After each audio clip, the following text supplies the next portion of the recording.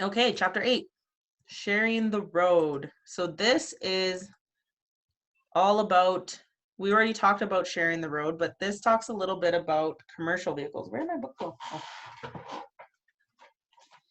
So we talked about larger vehicles, and I've already said that we want to give bigger trucks more room, extra room. So you don't want to follow too close to them because they actually have much larger blind spots. And I talked about this, right? Like here again, maybe I'll use my little annotation thing. I'll draw on here. Can you guys see this? So here is the zone where he cannot see, right? If you're following beside a truck, you cannot assume that he can see you because he's got huge blind spots on both sides of him. He also cannot see directly behind him and for quite a distance, so even farther back. So even if you're 2 seconds behind a truck, he still probably can't see you. So if you're in this zone, the way you ensure that a truck driver can see you is he'll have mirrors here on the side, right? And if you can see his face in that mirror, then he can see you. That's how you'd want to take it. And so if even if you were way back here behind the vehicle, you want to make sure you can see him. Or if you're behind him, you want to make sure you can see both mirrors, both his side view mirrors. That way you know. Yeah, I guess I got it right. The fuel economy one, yeah. So be mindful, big trucks like that, they need lots of space, not only because they can't see you, also because if he's going to do a lane change, like say he wants to move over to the right here, and he puts on his signal and he starts turning over, he can't see you. He could, and if you're right in the middle here and he starts turning, you don't even have enough room to react, to speed up or slow down. So you never want to be driving in a vehicle's, in a big truck's blind spot like that.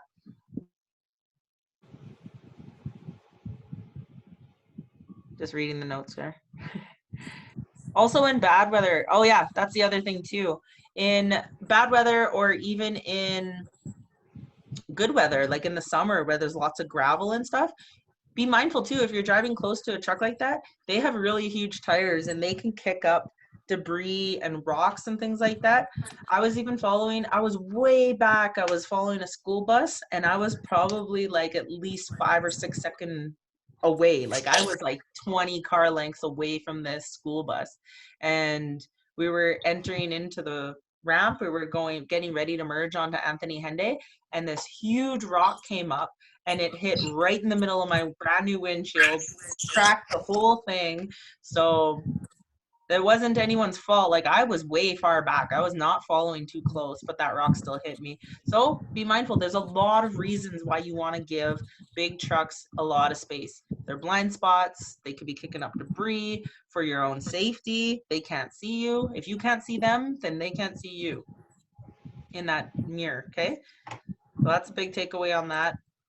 The other thing is other road users. Oh, there's a lot of other vulnerable road users, which I call like cyclists, like pedestrians, like children, and motorcyclists.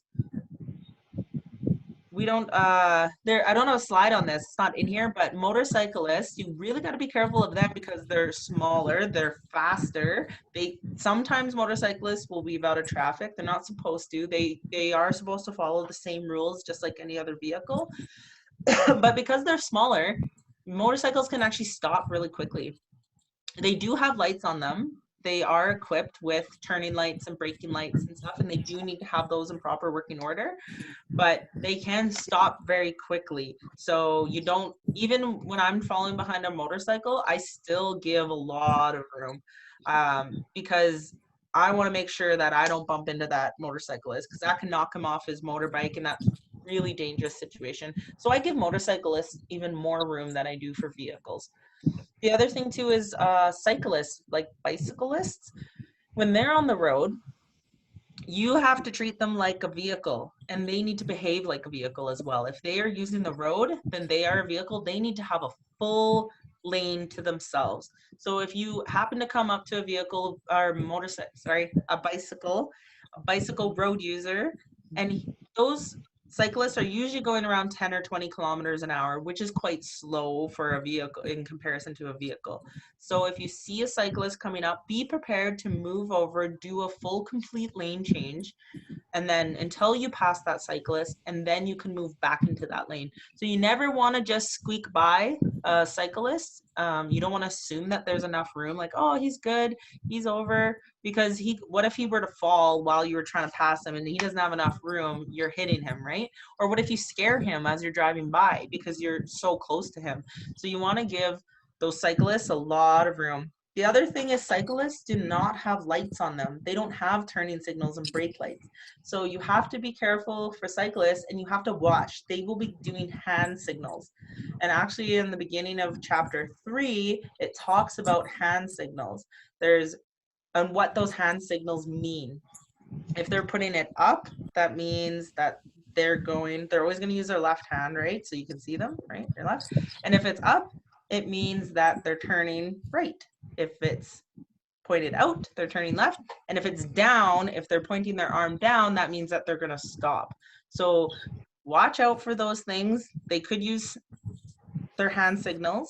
However, some cyclists forget to use hand signals as well, especially if say they're on shaky gravel and they need to keep two hands on their steering wheel, or they need to make a quick maneuver.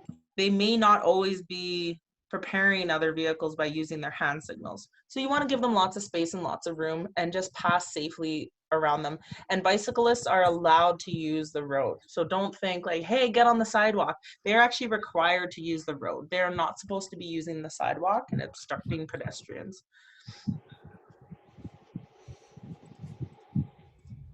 So that was just about trucks. School buses. So here's another thing too. The greatest danger for safety of students is when they're entering and exiting a school bus. So you'll see this a lot when they're in a school zone, it's a lot safer. When they actually get to school, that's not so bad, because those school zones, they've already have a lot of safety measures about reduced speed and increasing visibility. They could have pedestrians or like crosswalk assistance, things like that. However, that school buses could also still be picking up and dropping off kids outside of school zones. When they're dropping students off at home or in rural areas on the side of highways, there could be children trying to cross the road. And so if you ever see a school bus, there's certain rules that you need to follow. So if you're on an undivided highway, which means there's traffic going in both directions, there's no dividers in between you, you are required to come to a full stop. If the school bus, like in this situation, the school bus has their stop sign out and the red light is flashing, all vehicles on both directions need to come to a full stop, because there could be a student trying to cross the road, right? When they have that stop sign out, that means that there's somebody crossing or potentially going to be crossing. If you're on a divided highway, you still have to come to a stop behind that bus. But if you're going in the other direction and there's a meridian or a barrier in between you, you can proceed, but you still have to slow down and reduce your speed. So you also need to take a lot of caution. If there is a school bus that's slowing down or being prepared to stop, you should slow down and prepare to stop as well. Don't try to just speed up and be like, I'm trying to get by, because you never know what's going on at the front of that school bus, right? There could be students trying to get on or off, or trying to cross the street to get to that bus. So here's a video that reiterates what I said, but more in a visual way, about when you need to stop, when you're required to stop for a school bus. Oh. One of the greatest concerns that we have during the school year is the safety of our children when getting on and off school buses. Hi, I'm Officer Chuck Hoffkamp with the Loveland Police Department. Let's take a look and talk about when you may or may not pass a school bus with flashing lights. Just like a stoplight, the school bus yellow lights will flash before it arrives at a school bus stop, and the red lights begin to flash. Colorado law requires that when the school bus red lights are flashing, vehicles may not pass by the bus. When the red flashing lights come on, a stop sign located on the driver's side of the bus is also activated. On a two-lane road, traffic in both directions is required to stop and may not pass the bus. On a four-lane road with only a painted double yellow line dividing the roadway, here again traffic in both directions is required to stop. Ah. Sorry, gotta start the video again. We're in the middle, right? Bus. On a four-lane road with only a painted double yellow line dividing the roadway, here again traffic in both directions is required to stop. This type of violation is common in Loveland.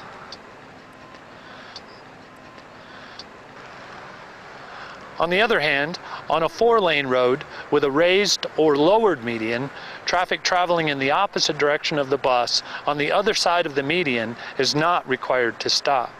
The traffic traveling in the same direction as the bus on the same side of the raised median is required to stop. On a four-lane road with a painted median, vehicles traveling in the opposite direction on the other side of the painted median are not required to stop. These are the areas that have the middle or fifth lane for turning and have double yellow lines.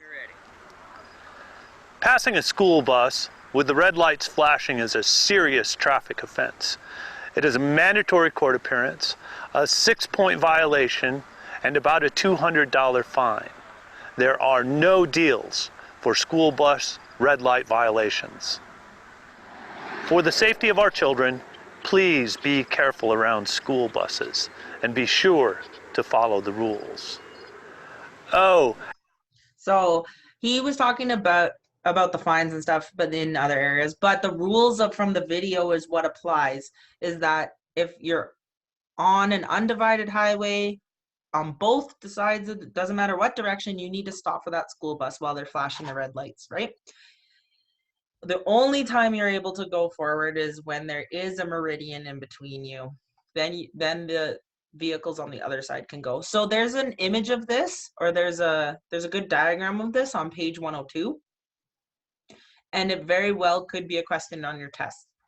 They sometimes like to ask about school buses. So make sure that that's really clear for you.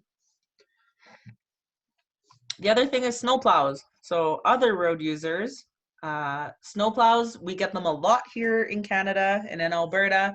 We have snow probably half the year almost. Feels like 5-6 months of the year we're getting snow. So you'll definitely encounter a snowplow at some point in your driving. So these operate during the winter months. They're designed to push snow off of the road, which makes our road safer. But while they're working, you may run into them. They try to get the snowplows out really, really early at like 5 a.m. They're out there waking you up. But they're doing that because they drive very, very slow. They need to go slow in order to give enough time for that snow plow to pick up the snow and move it. So they want to try to limit the amount of times that they're doing this, because they do dramatically reduce traffic, especially during like rush hour when people are busy trying to get to work and they're going like 8 kilometers an hour. That can really, really slow down your commute time and slow everybody down, make them late for work. So they try to do it early in the morning, but if you get behind a snowplow, there's some things for you to remember. Snowplows, they're equipped with flashing amber lights. And remember, amber means yellow. So it doesn't mean you have to come to a full stop like a school bus, but you do need to be aware that you need to slow down. And you may or may not be allowed to pass that snowplow. If there's another lane beside the snowplow, that's fine. It's safe for you to use that lane. You can pass them, that's fine. But in this situation, in the image, it's only a 2-lane highway, so that vehicle that's behind the snowplow, he would actually have to come out and enter into the opposite lane of traffic to pass this snowplow. And that can be dangerous if the visibility is low, right? Like it's early in the morning, it's kind of not it's not quite daylight yet, or there's a lot of snow flying around. He can't see far enough in front of him to make a safe pass. So what he should do is stay well back and just wait. Snowplow operators, they will actually pull over every 8 to 12 kilometers and they'll let other vehicles pass. So it may take a few minutes. You may be stuck behind there for like 10 minutes or so, something like that, 10, 15 minutes. Not really 15 minutes. It's usually less than that. So just be patient. Don't try to rush it. Don't put yourself in an unsafe situation. If a snowplow is doing its work, he will slow down and stop and let vehicles pass because he knows that he's going slow. And if there's a bit of a buildup or a lineup behind him, he'll let you go through. So just wait for it. Wait to pass them until it's safe, until he lets you, unless you have a lane to do so. So other thing, off-road or ATV vehicles, off-roading vehicles such as quads, snowmobiles, dirt bikes, they may not be easy to see. So when you're driving, be aware of these off-road vehicles. They could be operating nearby and they could cross the road. So you're not supposed to drive quads and snowmobiles, things like that. Even dirt bikes that lower speeds, they're not supposed to be on primary highways. They're not designed to be long commuting vehicles. They're more for recreational purposes or work purposes, right? So most of those vehicles they have their own designated roads on the side or in the ditch, or they have their own trails that they will be driving. But there is times that that those vehicles want to cross the highway, and those will be designated and marked by a sign. There will be a sign that'll either be a snowmobile or a dirt bike, or it'll say off-road vehicles crossing, things like that. So be mindful of that. And if you see a sign like that, just slow down or take a look around.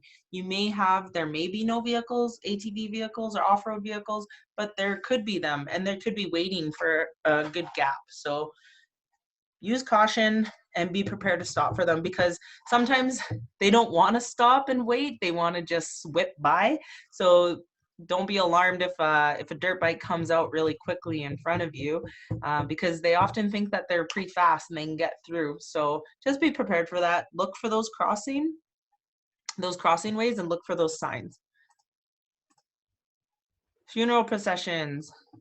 So you may be in a situation where there's a funeral procession going on. And what is that? That's where there's typically a hearse involved, and then there's a whole lineup of vehicles with that hearse. They're all going together because they're transporting that body to go to a burial or to a funeral.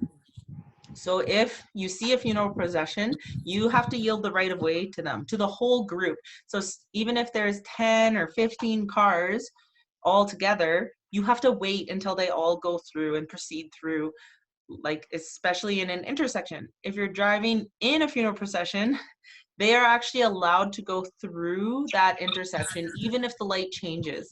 So if they're driving through an intersection, it's green, and then all of a sudden it goes red on them and there's still a few cars that need to get through, those cars are allowed to go through. It's not illegal for them. It wouldn't be breaking the law to go through that red light, because you don't want to break up a funeral procession.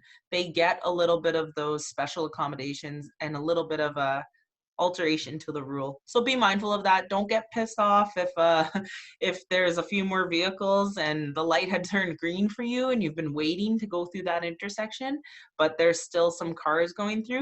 They do have the right of way.